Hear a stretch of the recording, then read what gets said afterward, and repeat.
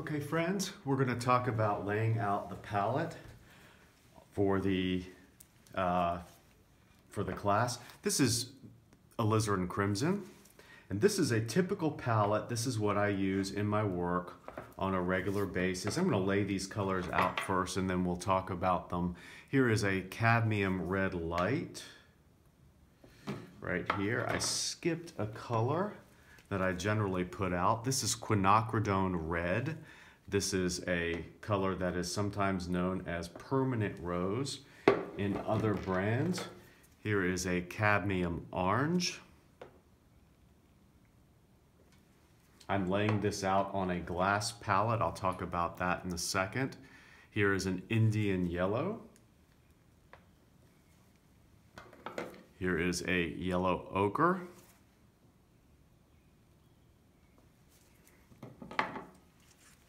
Here's a titanium white. This is actually a titanium zinc white.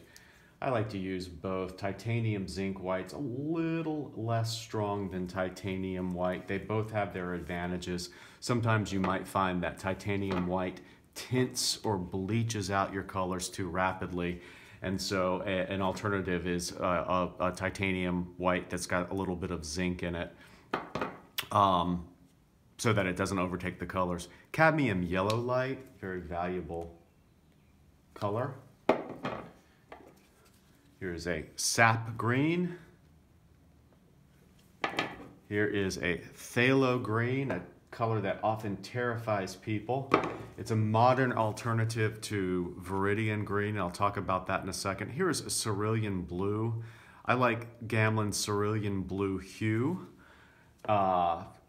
The hue generally means, if you see HUE on a tube of paint, it generally means that it is a color that is a little bit more binder, a little bit more oil, and a little less pigment.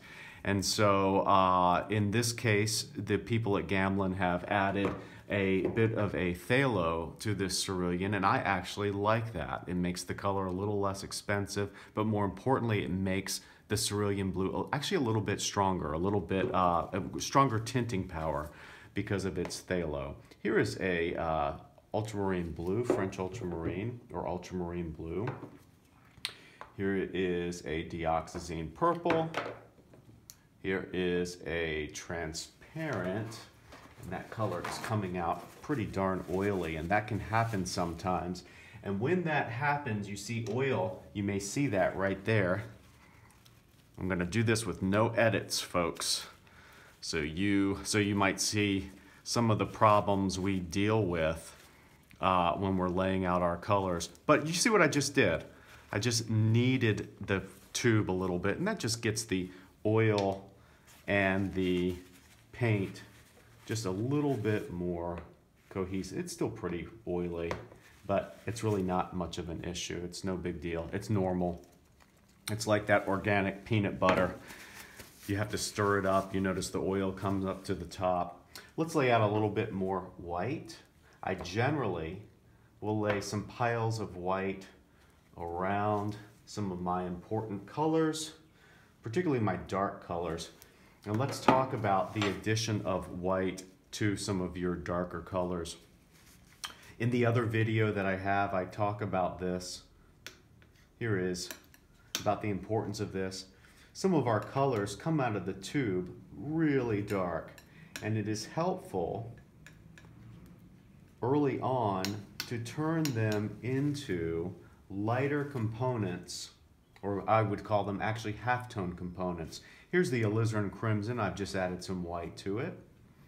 Here is the phthalo green, and boy, if you look at that color right from the tube and you see how dark it is, look what happens to it when it becomes a halftone. Here is the sap green. You can see the difference in those colors. This is a good example of what we might call a cool or warm variation within a color family. So we have two variations of green right here. The sap green is a green that we might think of as a more natural green. This phthalo green is more of like a jade color, more of a jewel tone. If we think about our color wheel, if we think about everything boils down to red, yellow, and blue. And of course, green is a combination of blues and yellows. If you had to guess which of these greens leaned more toward the blue end of the spectrum, I think it's pretty safe to say that the phthalo blue, or a viridian, if you will, would have more of that bluish quality to it. Whereas the sap green is something that leans a little bit more naturally to the yellow end of the spectrum. And we'll talk a little bit more about warm and cool variations of colors in class, maybe even later in this video. Here is cerulean blue hue with a little bit of white. Look at this beautiful ultramarine. You can't tell until you start to see it mixed with white what it's capable of. The beautiful halftones that it's capable of. And so many of our colors that we paint with generally are not in the very, very dark range, generally not in the very, very light range. They are in what we call middle values, are straight down the middle, not too dark, not too light. Middle tones. We're always searching for middle tones, middle values, middle shades of these colors. Look at this purple. This is the dioxazine purple. Look what happens when I add white to it. And here is transparent red oxide. This is a modern alternative to burnt sienna. I like it. I like its mixing properties better than burnt sienna. I just find it a much more versatile color. I like how it mixes with other colors. Let's go back to these red colors. Here is the permanent rose or quinacridone red mixed with a little bit of white. You can see how it gives us a bit more of a fuchsia or a magenta color than the Alizarin Crimson. Yellow ochre is a very valuable color because it comes out of the tube already a half tone, or the cadmium yellow light, it comes out very light. In fact, next to your white, it is your lightest valued color. The cadmium orange comes out of the tube a half tone. So generally, I don't mix those up with white until I absolutely necessarily need them to be lighter values. But it is worth looking at your Indian yellow when you add a little. Look at that beautiful color. It's like a sunflower yellow. Indian yellow is a really versatile color because I like how it can add yellow into darker colors in a way that the cadmium yellow light cannot. The cadmium yellow light sometimes will overtake those colors in a way that, because it's such a light value, if you're mixing up a halftone and you add this really bright yellow to it, what's going to happen to your halftone? It's going to get super light really quickly. It'll look yellowy, but it'll also look lighter than perhaps the halftone mixture that you're playing around with. So I like the Indian yellow for its tinting ability. And of course, these are things that we'll all talk about in class. And I would refer you to the other video where I talk about particular color combinations that I mix. For example, I make what's more like this, if you think of this transparent red oxide, which is really a brown color, but there's red in that title. Don't let that confuse you. It's like a burnt sienna color. This is my kind of go-to brown. I think it's quite versatile, but I'll make a homemade brown that is more of like a burnt umber, a darker brown. You'll see that in the other video. I put some sap green, I put some permanent rose or quinacridone red together, maybe a little Indian yellow. It makes a beautiful darker brown. And there is one other color I don't have out right now, and that is one of your blacks. That would be a black like an ivory black, or there's another black I've been using lately. It's called Chromatic Black by Gamlin, and it is essentially a homemade black in the tube. Some painters like to avoid ivory black because sometimes it can dry very dull. Earth colors can dry really dull and matte sometimes, but I'm just going to add a little bit of white to this color. I often don't get black out whenever I set up my palette unless I've got a black object or form that I'm painting, and I'll use it as a shortcut.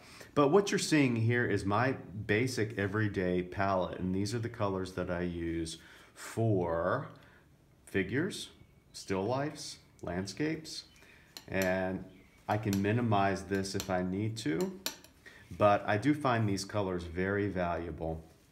And in class,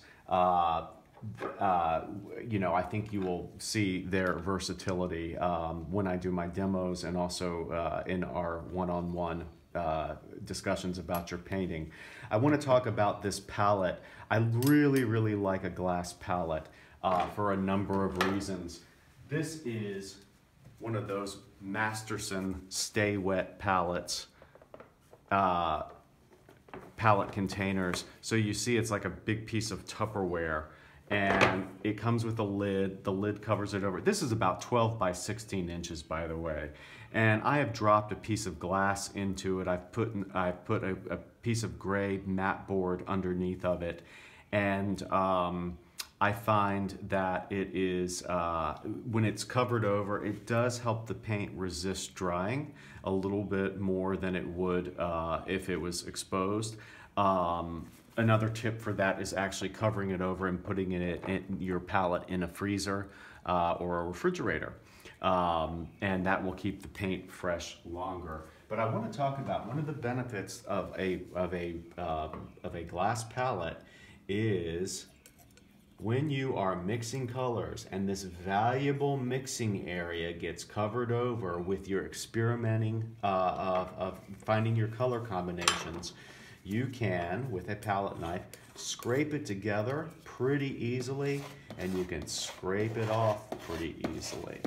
And after a painting session, or when I just need to clear some more working space, see, there's a reason why I laid those colors around the edge, because I need the main dollops of color not drop down in the middle, because I need to reserve that space for mixing. All the color mixing I'm going to be doing is going to be happening within this relatively small area. So I'm going to be scraping that away from time to time. And say I've got a bunch of a similar color, I'll push it together, and then I'll just push it back toward the family of color that it came from. Okay, so I think I've covered a lot of the basics of just laying out your colors, adding some white to many of your colors, particularly your darker colors, just to get them going so that you can begin to see them in their halftone states, and that will give you a head start in your color mixing when you're painting. And I would refer you to the other video I have on color mixing, because I get into the specifics of how important it is to have some halftones. I also do some homemade color combinations I talk about in that too. So check that out, and I hope that's been helpful.